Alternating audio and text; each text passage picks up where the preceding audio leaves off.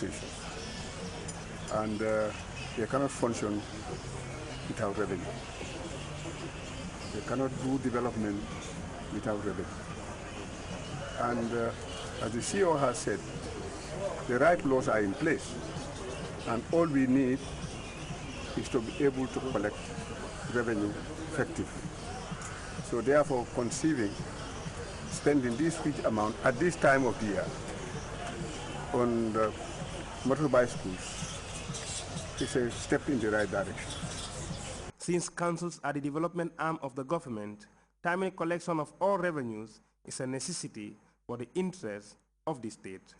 Louis Mendy, GRTS. Well, you can also follow that story and other GRTS programs live on our website, which is at www.grts.gm. There you can also monitor GRTS Radio live.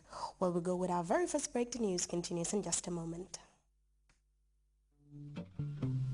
What's your AfriCell number? 773. What's your mobile number? 735. What's your AfriCell number? 746. What's your number? My number is 215. 2? You mean 72? No, it's 2, and I am AfriCell 2. AfriCell 2? Hey, hey! Yes, 2 is AfriCell 2. Hey, hey!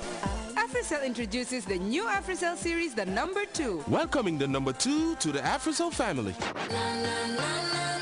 From now on, the AfriCell lines will not only start with the number 7, but also with the number 2. Get a new AfriCell SIM card now that starts with the number 2.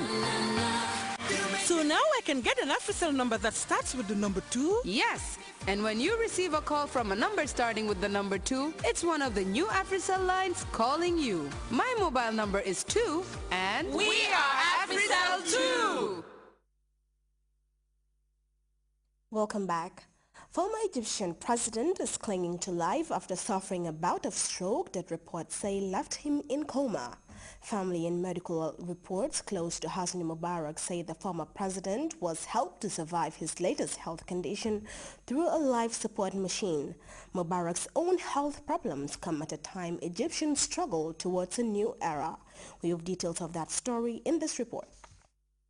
There was uproar at Cairo's Tahrir Square Wednesday after Egypt's national press agency announced that former President Hosni Mubarak was clinically dead.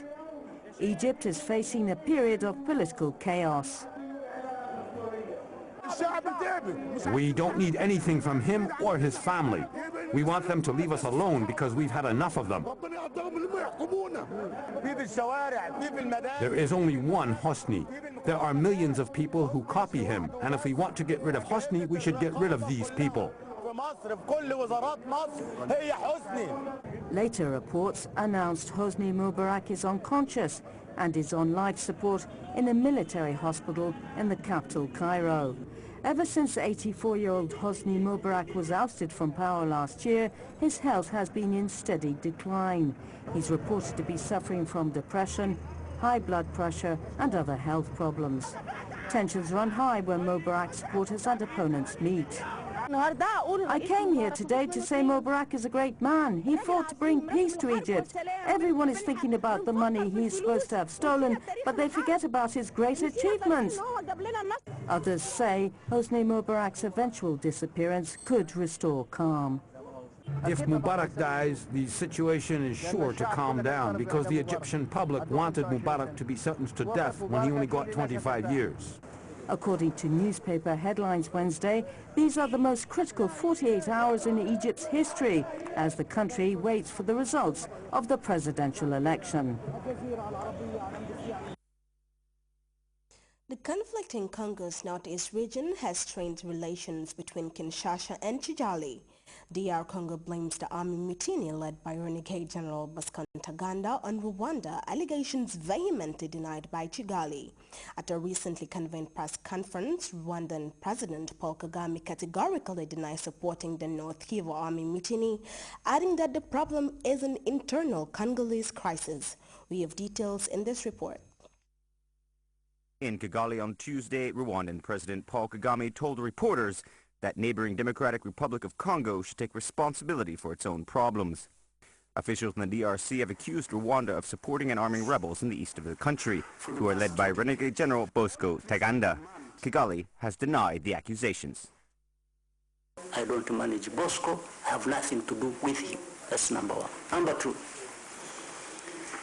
the international community pays MONUSC. They have a force in DRC. First of all, you should be asking yourself, what are these people there to do? Kagame said the army mutiny in the DRC is an internal problem and is not an issue between the two countries. The Rwandan Minister of Foreign Affairs, Louis Mushikiwabo, met with President Joseph Kabila in Kinshasa, and the message was clear. The message at the highest level, at the level of the two heads of state, is clear. There is an agreement such that Rwanda will assist as much as possible the Congolese in their efforts to stabilize the situation. The delegation led by Mushikiwabo also met with his Congolese counterpart and the leader of the armed forces of the Democratic Republic of Congo. The talks during the 48-hour visit to Kinshasa were considered productive. We have reached practical decisions which, when put in place, should contribute to a substantial improvement of the situation on the ground. The newspapers in Kinshasa suggest that the diplomatic visit by Rwandan authorities was a way to dodge international pressure on President Paul Kagame. He is facing more and more pressure to cut all ties with the rebels in North Kivu, known as the M23, which the Congolese army is struggling to defeat. We now take our second break. We'll be right back. Standard Chartered Bank wala ila kampanyo na ateka familiar with you all the way. Ningnom sinya fanya ngoti. Sinya folola ya air conditioner di anin kurang American fridge freezer ya kurango di anima monyi nika fenna anin dimbaya baluo fo sanji mume. Ning silo bunya feng balam kar ning kari bunya fengolto ganila nani min tata fo dalasi wuli mwang.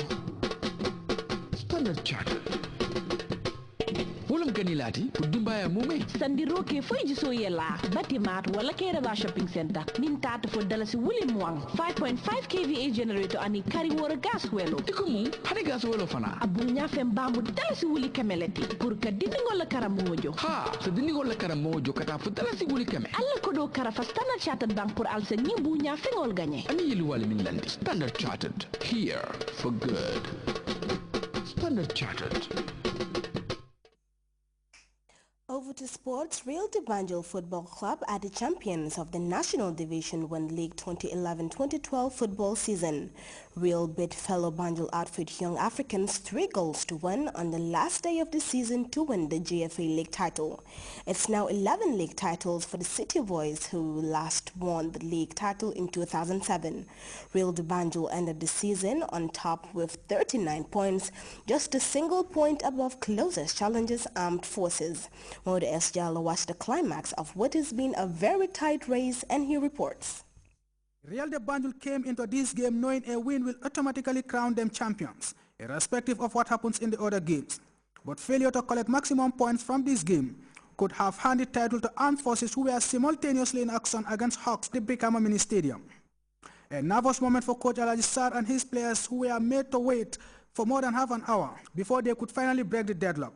At that moment, news had filtered in from Brikama, where Armed Forces had taken an early 2-0 lead, temporarily putting the Khaki Boys on top. Real de Banjul could have been 3-0 up in the opening half hour, but were very wasteful in front of goal. Domingo Mane's deflected effort was brilliantly saved by Boubacar Ba. Odunjai Sarr came very close to scoring twice in the space of 3 minutes. First, he hit the upper side of the crossbar from a decent position with the goal gaping, before heading wide from Bouba Jallo's cross. Real's persistent pressure paid off in the 32nd minute, when Bouba Jallo Meles called in a brilliant left-footed strike. Modunjai Sarr spotted the run of Meles in the box, and the former Samga hitman showed great composure to hit the ball past the Young Africans goalkeeper. Young Africans, who hardly troubled the Real defense, created some scary moments for the City Boys at the end of the first period. Joseph Sarr followed his spectacular acrobatic volley with a near-post header, but Hassan Jallo did very well to maintain his side's narrow lead going into the break. Real de Banjul scored twice in the second period to seal their victory. Modunjai Sarr made it 2-0 in the 68th minute from the spot, the league's top marksman calmly converted the penalty after he was brought down in the box. Buba Jallo wrapped up the day with a close-range